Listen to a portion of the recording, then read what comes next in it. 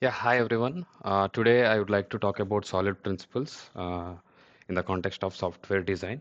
Let us try to understand what exactly solid principles are and what each letter stands for. Uh, let's look into that. Yeah. So, solid principle is an acronym for five key object-oriented design principles. Here, the term object-oriented design principle means that it refers to the languages that follow OOPS concept or OOPS object-oriented programming structure, maybe Java, Python, JavaScript, etc. So, I mean, it can be suitable for anything. So, it's not only for Java or something, one particular language. And then it is popularized by Robert C. Martin, and the predominant uses of it are, easy to maintain, scalability, and flexibility at the same time, robustness. Why solid principles are important? So you might even think like solid principle, each letter stands for, single letter, and we can define it by looking at the name, but it does have more than what it defines. Let us, once we go through, I mean, what each letter stands for, let us also try to understand how really how important is it when we really achieve it, and how it looks when we do not achieve it. Let us look into that. But why these are important? It really reduces the code complexity that you will get to know when I really show an example, and it makes easier to understand and modify, readability kind of thing, and it promotes reusability and avoids duplication. It prevents code smells and thereby technical debt. Here, the word code smells refers to whenever you are working on, if you are a, mid-experienced engineer, then there are certain tools like SonarQube or SonarLint or maybe any other different tools for any different languages. They try to identify any issue with your code. They are intelligent enough to identify that you are not following a best practice, and thereby they create a technical debt. They don't identify it uphand. I mean, once you write the code, only then they'll be able to identify. But if you are really aware of solid principles and if you really know how to use them and where to use them, then you will be preventing all these things. And it supports agile, which is it supports continuous changing. You should, I mean, by using principles, you should be able, your code or your software or your application supports continuous changes. You should be able to easily accept changes, or you easily accept additional behaviors. And at the same time, it allows TDD practices, which is test driven development practices. Let us come into the first one, the single responsibility principle. By definition, a class should have only one reason to change, which means that each class should handle a single responsibility or a single functionality. And the benefit that we are going to gain is like we are not going to modify it too many times. We only modify it only when one particular responsibility changes.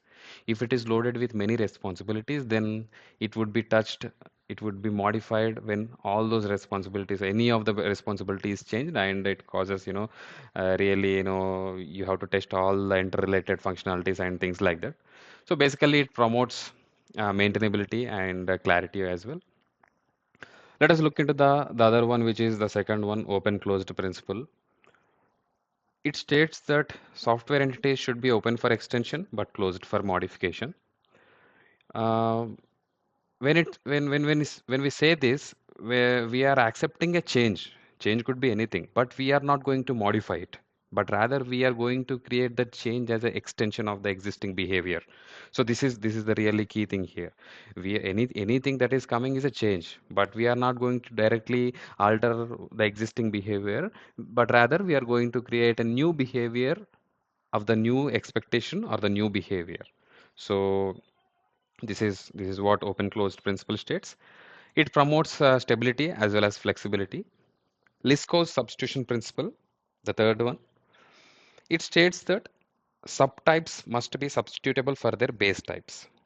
So if there is a class named parent P and a child which is derived from the parent which is C, then what this principle states that the we should be able to substitute the object of the child for the object of a parent.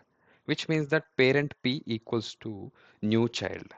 Not only the declaration, but also the functionality. The basically the derived classes should not break the expected behavior from the base class.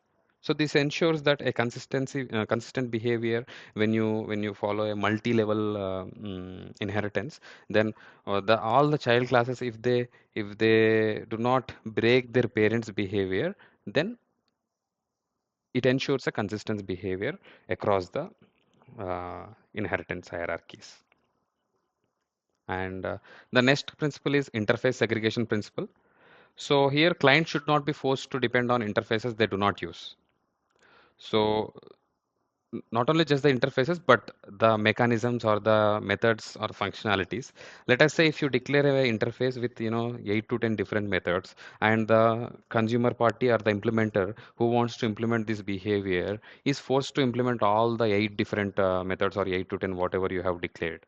But rather, if we are not really considering whether the implementing party is does really need all of them or not.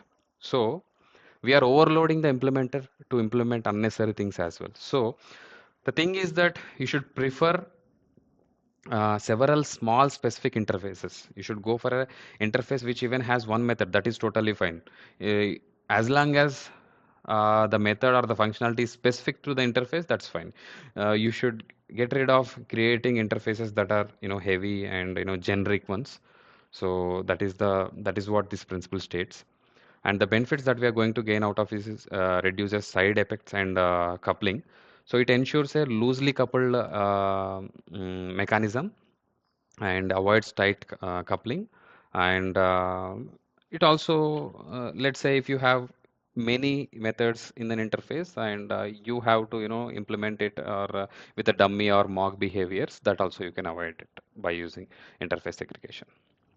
And the next one is dependency inversion principle, which states that you depend on the abstractions or interfaces, but rather depending on the concrete classes or concrete structures. So it states high-level modules should not depend on low-level modules. All of them should depend on the abstractions. So it is again, a decoupling and improves testability. An example is that if you want to depend on some notification service or something like that, instead of adding a dependency of concrete class, if you could refer it with a abstract or an interface, then during the runtime or during whenever the client is using this particular class, he can pass in any of its subtype or any of its implementation, any of the notification implementation here, and he can achieve a decoupling between the email service and email or whatever notification service we are talking about. He can decouple the email service with our service. We can at runtime we can pass any of the implementation of the notification service, may it be WhatsApp or may it be SMS service or may it be another example. So that's how dependency inversion principle states you should be depending on the interfaces or abstraction layers, but instead of going for a concrete classes. So basically, these are all, whatever we covered, like S stands for single responsibility, O stands for open and closed, L stands for Liskov, I for interface segregation, and D for dependency. By using all these things, you will lay a key foundation for good software architecture. The reason being is that you should not start off, once you already developed something with whatever knowledge you have. It's important that these are the pioneer to start with. Whenever you start to code something, it's better that you have a look at solid and you try to really identify whether or not I'm following these principles, so which again helps us maintain clean and scalable code. In the upcoming video, let us talk about each of this principle and let us deep dive like how it is if we follow this principle and what are the problems that we are going to face if we do not follow this principle. Let us look into all these things. Yeah, thank you.